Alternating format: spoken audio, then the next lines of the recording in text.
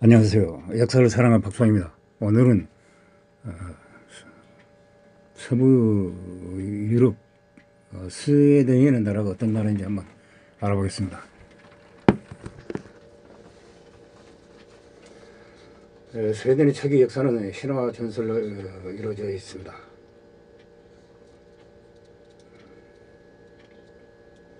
한때 패권국의 반열에 올랐던 강대국으로 노르드 삼형제 중 가장 잘 나갔던 것을 생각하며 굉장히 의외지만 스웨덴의 국가 형성 과정은 라이벌인 덴마크에 비해서 한 수 아래였습니다.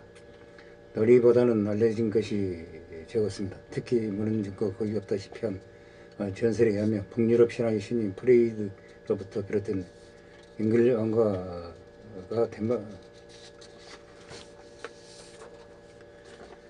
덴마크와 스웨덴을 통치하였습니다. 너레이를 최초로 통일한 하랄레시아 하르파 그리도 잉글리 왕가의 후손이라고도 합니다.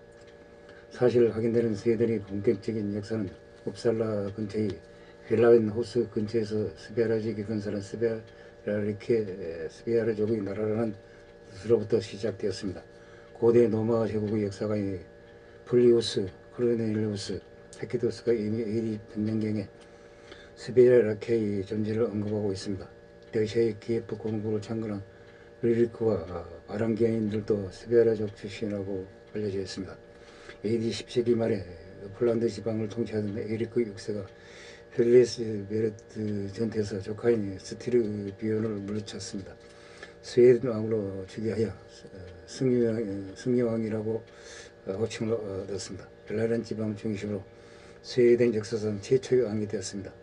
에리크 6세라는 칭호를 쓴 이유는 그 이전의 전설을 삼은 스웨덴 국왕을 모두 기승한다는 의미라고 합니다. 다만 에리크 6세가 잉글리 왕가를 후예로 알려져 있지만 그가 직접 잉글리령에는 문명을 상했는지에서 확실치 않으며 역사적으로 에리크 6세가 창건한 왕조를 문시 왕조라고 부르고 있습니다. 그리고 일부에서는 에리크 6세 자체의 실존 여부도 부정하고 있습니다. 에리크 6세의 아들이자 스웨덴 최초의 그리스도교 군주인 올로프 셰코능을 최초의 왕으로 보기도 합니다. AD 995년 에리크 6세가 사망하면서 스웨덴 올로프 셰코능이 스웨덴 왕으로 즉위하였습니다. 초기 풍렬의 역사를 기록한 브레멘 주구의 아담에 의하면 에리크 6세가 AD 994년 덴마크 국왕 스벤 1세를 잉글랜드 왕으로 내쫓고 AD 995년 사망할 때까지 덴마크를 지배하였습니다. 에리크 6세가 사망하자 스벤 1세가 에게 덴마크를 빼앗겼다고 합니다.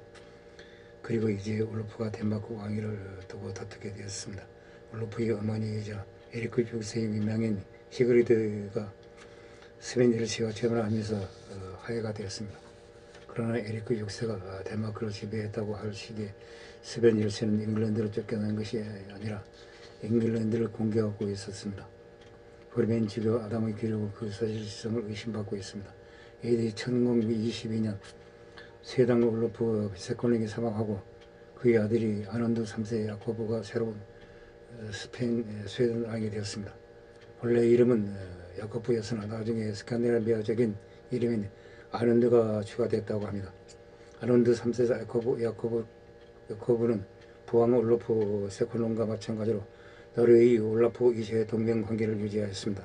스웨덴이 노르웨이 올라프 2세의 지원을 받은 아논드 3세는 야코브가 덴마크까지 이어가기 시작하자 덴마크 섭정 울프 아롤이 AD 1026년 반란을 일으켜 코누트의 어린 아들인 하리크누트를 왕위에 올리는 일이 일어났습니다. 이에 잉글랜드군을 이끌고 다시 덴마크로 돌아온 코누트가 울프 아롤을 제압하였고 같은 벌어진 스웨덴 노르웨이 함대를 상대로 벌였네 헬레강 전투에서 승리를 하였습니다.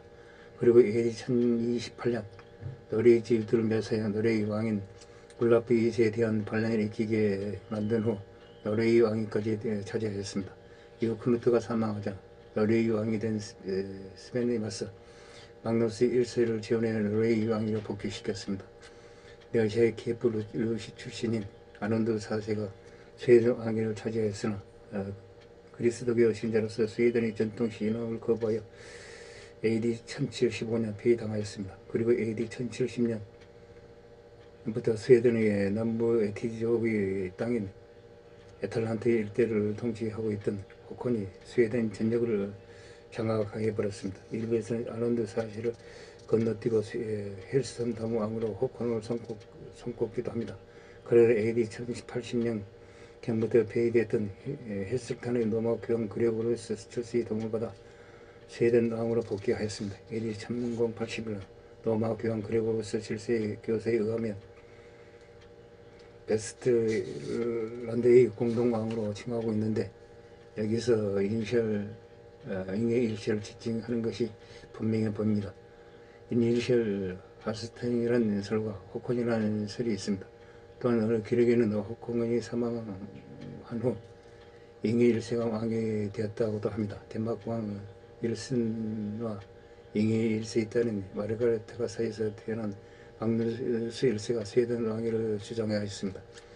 스웨덴 남부의 여타족이 마그누스 일세를 왕으로 인정하였습니다. 그렇지만 마그누스 일세를 반대하여 uppsal라의 스베라족은 스텐킬 왕의 이름으로 추정되는 랑바를 별도의 왕으로 선택하였습니다. 비록 랑발이 제1년 만에 여타족에게 죽었지만 마그누스 일세도 베스테르의 둘란드에서 끝내 인정받지 못하고 1130년 애틀란드 동부 출신으로 애틀란드 서부에서 왕으로 선택된 스베르게 1세에 의해 스웨덴에서 쫓겨났습니다. 그러나 스베르게 1세의 왕권도 그리 안정되지 못하여 그의 사후 왕위가 베스트랜드 출신 에리크 9세에게 넘어가는 것이었습니다. 이후 스웨덴 왕위를 두고 스베르케르 가문과 에리크 가문이 서로 싸웠습니다. 번갈아 가면 차지하는 혼란이 찾아왔습니다. 스베르게르 1세는 26년이라는 가장 장기간의 지위 기간에도 불구하고 왕권이 그리 안정되지 않았습니다. AD 1156년 갑자기 암살까지 당하면서 왕위가 그의 아들이 아닌 애틀란트 서부 출신의 에리크 9세에게 넘어갔습니다. 이후 에리크 9세가 통치 기간 동안 스웨덴이 그리스도교화에 극히 하였고 옵살라 주교인 헨리크와 함께 북방 집정원의 일환으로 아시아계 핀족이 살던 핀란드 지역에 그리스도교를 전파시키며 향후 스웨덴이 핀란드를 지배하게 되는 계기가 되었습니다. 이 때문에 에리크 9세는 비록 로마 교황으로부터 정식으로 시상을 받은 적이 없음에도 불구하고 그리스도교의 성인은 널리 인정받게 되었습니다. 한편 전설에 따르면 AD 1157년 에리크 9세가 핀란드 원정을 떠나기 전 기도를 올리면서 파란 하늘에 노란색 십자가를 봤다고 합니다. 여기서 오늘날의 스웨덴 국기가 유래되었습니다. 스베르케르 2세가 즉위한 이후에 크누트 1세의 아들은 스웨덴 왕궁에 머물렀지만 AD 1203년 왕위를 누리기 시작했기 때문에 노르웨이로 지방당하게 되었습니다. 이후 AD 1205년 크누트 2세의 아들 노르웨이 이력시령이 비지클레스족의 지원을 받아 스웨덴을 침공하였습니다. 스베르게르 2세가 엘가로스 전투에서 크누트 1세의 아들들을 격파하였습니다.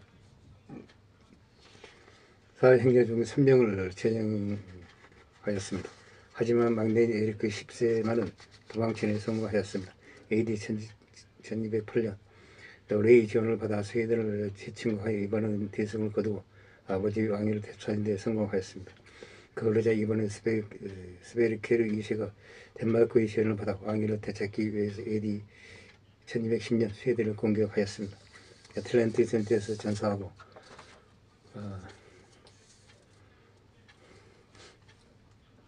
견사했다고 합니다. 에리크 10세가 정식으로 대관식까지 치렀고 스베르케르 2세를 지원했던 덴마크와 화해하기 위해 덴마크 왕 발데마르 2세와 2세의 누인 위계자와 왕 발데마르 2세의 누인 결혼을 하면서 왕권을 안정시키기 위해 노력하였습니다.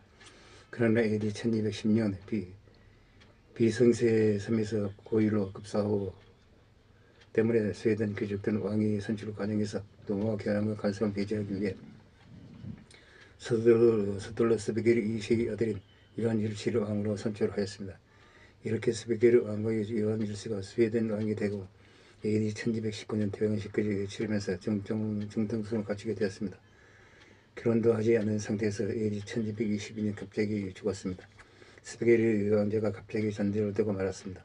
요한 1세가 급사한 이후 에리크 10세의 아들 에리크 11세가 6살에 불과한 나이에 스웨덴 왕으로 선출되면서 스웨덴 왕은 다시 에리크 왕의 차지가 되었습니다.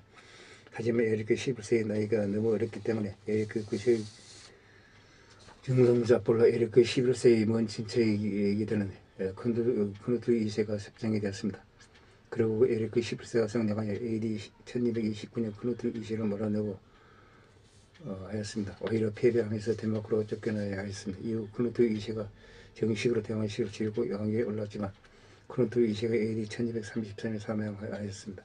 에리크 11세가 귀국하여 왕으로 복귀할 수 있었습니다. 이후 마그누스 3세는 스웨덴에 대한 대대적인 통치 체제를 정비하기 시작하여 우선 AD 1279년 알순의 계획을 통해서 평민용 상류 계층의 왕에게 충성을 맹세하고 전시의 군발을 제공하는 대신 병실을 특권을 허용하였는데 이들은 세금으로부터 해방을 임하는 프랑세라는 귀족 계층이 되었습니다. 또한 마그누스 3세는 교회 조직도 재정비하여 주교는 각 주교부의 참사회에서 선출하도록 하고 교회법에 따라 종교 집단으로서 처벌할 수 있도록 하였으며 교회에게도 변세 특권을 부여하면서 스웨덴 교회가 귀족 세력을 견제하는 제3의 세력을 성장하게 되었다고 합니다. 마그누스 3세는 기존의 성직자와 귀족이 참여한 국정회의를 세계하여 귀족, 주교, 지막회의, 의원, 왕위 군사, 법률보좌관, 세상 등이 참여하는 원론을 구성하였다고 합니다. 이들 원론 의원들은 평상시에는 자신의 영지에 머무다가 회의가 소집되면 모이게 되었습니다.